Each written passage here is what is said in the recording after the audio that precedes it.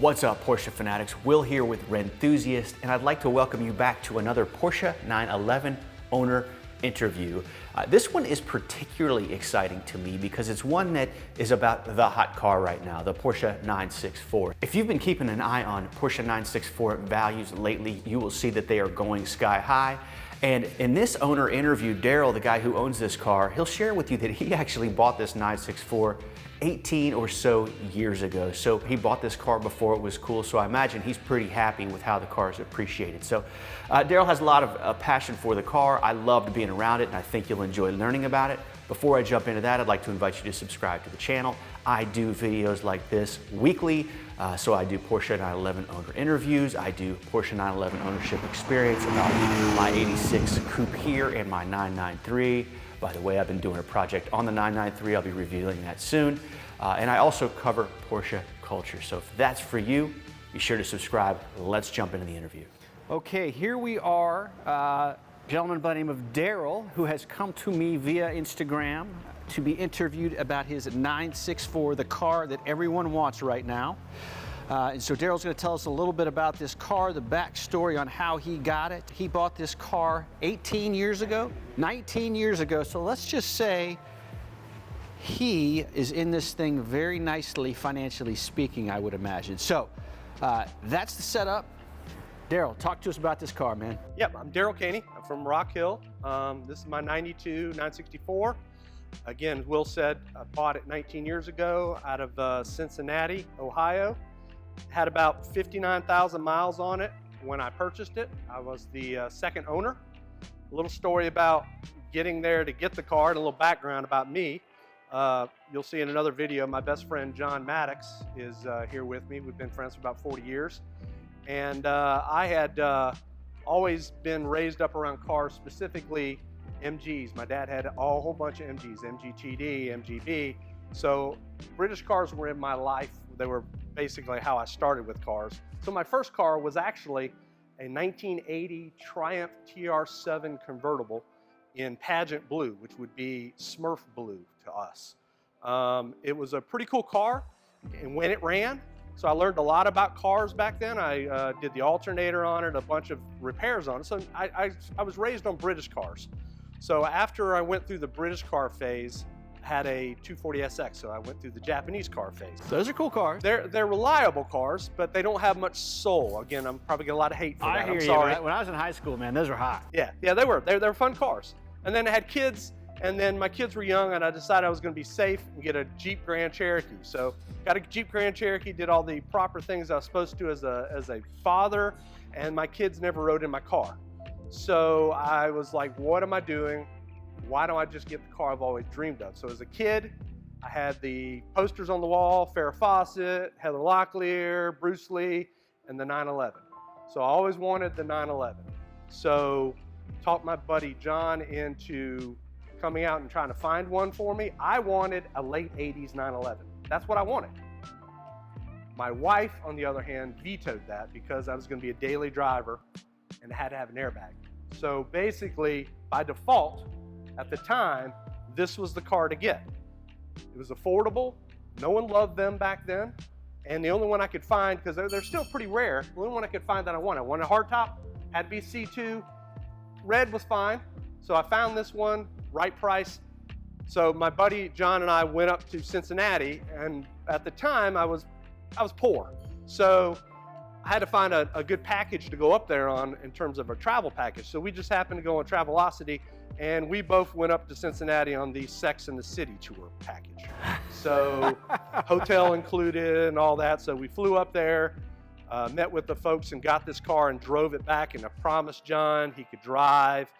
We drove all the way back, and he got about 4 miles out of it because I was so in love with the car. So drove it all the way back from Cincinnati back home. When I got it home, first thing I wanted to do to the car was lower it. It rode up really high, so I put some HR springs on it and Bilstein shocks on it to get it the ride height down a little bit lower. Amen. Performs a lot better. So the second thing I wanted to do right after I got it was the sound. There was no sound coming out of this thing. It sounded like a minivan. So Went to the local shop, had them take out the primary muffler, put a cup bypass on it, and I did probably what everyone hates. I went in and drilled holes in the airbox to make it sound better.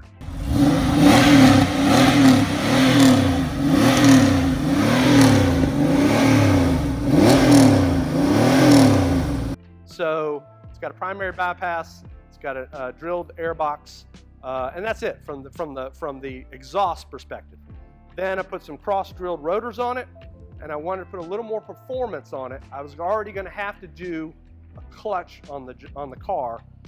A little over 60,000 miles, did the 60,000 mile service, then decided I was going to do a clutch. So while I was in there, I did put a heavy-duty clutch and a lightweight flywheel on it.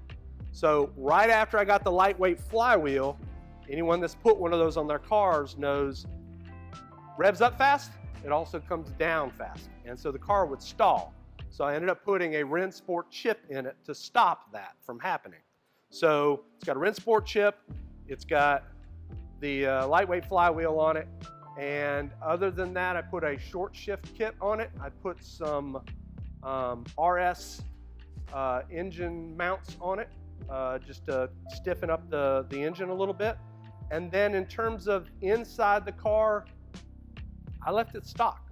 I really haven't done anything other than, at the time, I bought a Nakamichi CD player way back when, and I can't tell you the last time I've turned on the stereo in this car to begin with. I've got the original one for it.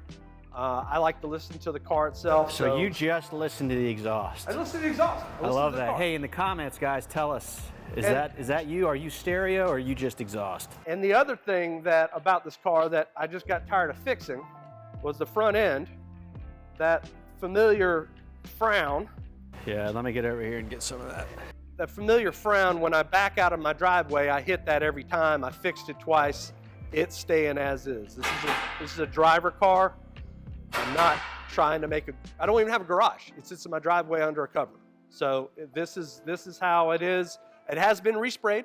It has been resprayed because someone managed to hit the back end of it and broke my tail light. So I went ahead and had the car resprayed while that was happening. So it's probably a 10-year-old respray on it. Looks good. I mean, to me. It's done me quite well. Now, in terms of, and I'll go ahead and pop the engine. One of the things where I'm at now, and my buddy John was talking a minute ago, I'm at the what next phase. Yes, I wanted to hear about that. I was going to ask you, what's next? So, and this might be a good chance for the comments in the section. This car has a little small leak in it that drips a little bit on the exhaust every once in a while. And that creates a little bit of smoke that's a little bit embarrassing when you're driving the car somewhere in a rally or something. So I'm either going to do one of two things. Either I'm going to take the engine out and totally rebuild the top end. Doesn't need it. It's got 123,000 miles. It drives fine, but just go ahead and get the rebuild done. Either that, or I'm going to bring it out, reseal it, and do that. Individual throttle bodies on my car. That, to me, just reseal and an individual throttle bodies on top of it would be really awesome. So you're thinking about doing that? That in this. On this. Now that'd be hot. So really, comments, keep it stock, rebuild it, yeah. or... So in the comments, guys, tell us, would you do the individual throttle bodies or would you rebuild it back to stock? And other than that, the wheels I had powder coated because I wanted them to last for a while. So had them pulled off and powder coated and just had them paint the crests on it. Other than that, everything else is pretty much stock. I've left it as is. The interior, nothing special about it, it's just stock. Now, the only other thought I had was I might eventually change out that steering wheel for a Momo, but that's about the only interior. But you had to get it because the airbag. Yes, I know, but the airbag's old. Okay, the airbag's old, and so maybe that face is behind you. And I think I've been married long enough, I think I can get away with it. She'll watch this video and she'll tell me whether I can get away with it. So that's about it. Like I say, I've had it for 19 years. Love it. Drive it pretty regularly. I think once I get that engine modification done, I'll drive it a lot more. But the values have gone crazy on these. I was going to say, so let's talk a little bit about that. Do you ever get, so you look at the values on the various, usual channels. Do you ever get enticed into saying, man, if I listed this, I would make out like a bandit? The problem is I'd always have to have a Porsche, and I can't go back and find one like this. And I hear you. I agree. The second I get rid of it, I want to go get another one. The only thing I would have other than this would be a 70s, and the values of them are even higher. You know, the early 70s. Yeah. I love those. Yes. So the simple air-cooled is the way to go. I love these cars.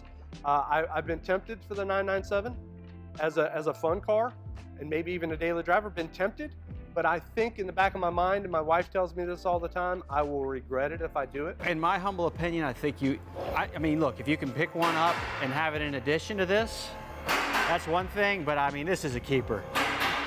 So that's it. That's the story of this. I think I'm going to keep it pretty much stock as best possible, other than the engine. Whatever I decide to do with the engine, that's where I'm at now. I think it's my next phase is to figure out something to do with this. All right, other than, you know, obviously when you pick the car up, the fly-by and drive, what's your favorite memory in this car? Probably, and I apologize ahead of time to my wife because it's not involving her. We do a lot of driving together. She has a little BMW we go up in the mountains with, but we really don't drive this together because it doesn't have enough creature comforts. The air conditioning doesn't work great. So probably when my buddy John and I went up Tail of Dragon, you know, get a chance to take both cars up there and just have a good time and just have fun with the car without, you know, it's not a garage queen car. I don't want to try to worship the nuts and bolts of it. We basically go up, drive, have a good time, and this is a good car to have that fun in. Well, I agree with you, man. Drivers only. I've had garage queens and they're not for me. So, Darryl, it's so good to meet you, man. I appreciate you sharing this car with us. I love 964s. They're the car to have right now, so you're definitely in a good position. Thanks again, man. Okay. So as you can see, Darryl has a ton of passion, rightfully so, about his car. I am always looking for people to interview about their 911s. My focus is air-cooled.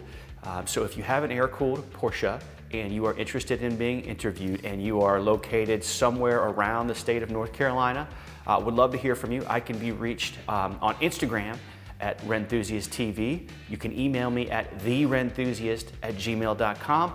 And you can also check out my website and hit me on the contact form there. The website is renthusiast.com. So I hope you've enjoyed this video. I know I enjoyed doing them. I hope to see you next time. I'm out of here.